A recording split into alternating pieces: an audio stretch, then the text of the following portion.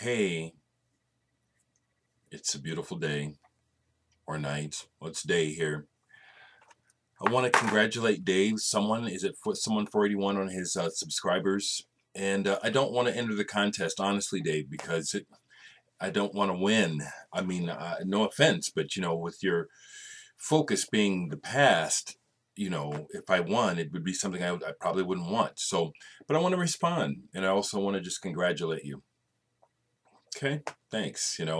One of the reasons I'm responding is because your question, first question, goes along with it. Someone else asked me recently, "What's the oldest record you have?" And it's not something I've ever really thought about.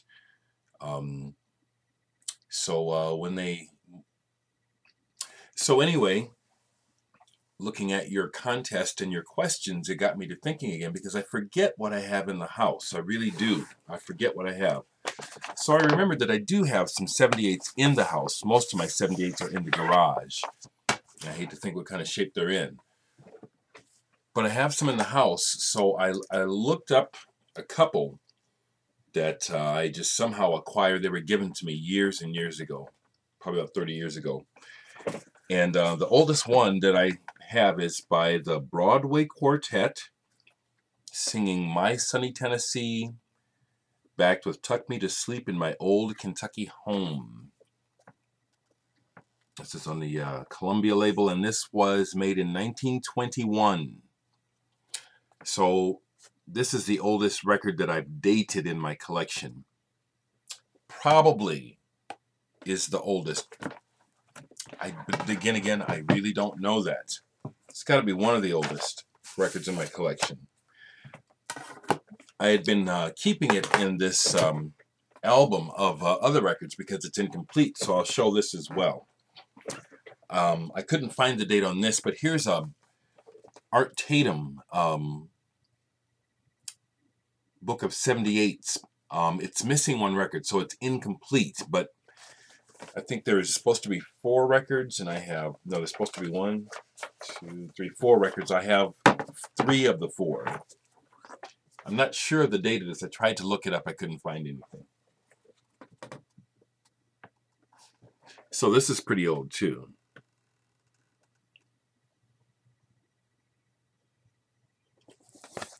Okay, so I just thought I'd show that, too. One of the reasons why I was hesitant to answer your contest is because, it could be it could be part of my personality that is antisocial. It could be seen that way, or it could be seen, it's just a part of me that wants to always reflect what I really know. But when I look at the question, what do you think of Elvis? Several things come up, and the first thing I have to say is I don't have the luxury of divorcing myself from reality when I think about Elvis. In other words, I appreciate Elvis, but I always remember that he was the great white hope, and what that says about American society, that you love my music, my people's music, but you don't love me. And if you could find a white face to replace us with that sound, what is that saying? You know what I mean?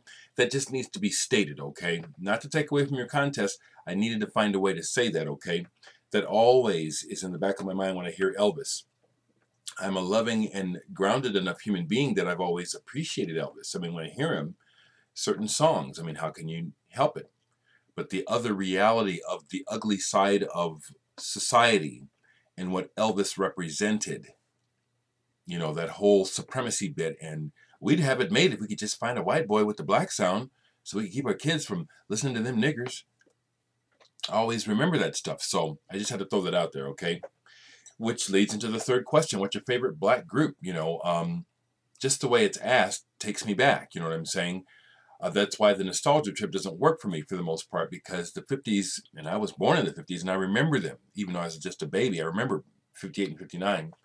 Those were horrible times for black people.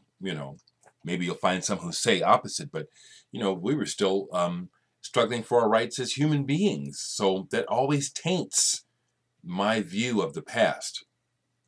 It also has a lot to do with why I've just carved out my territory in the history of rock and music in general. What do I like? Where do I want to stand? Because I'm always on the outside, you know.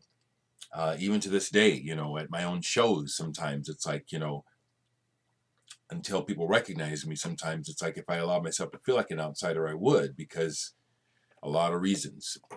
That racial divide, that racial not problem, it's still here. And going into the past to a certain degree, it always brings it up, which is why I'm not there a lot.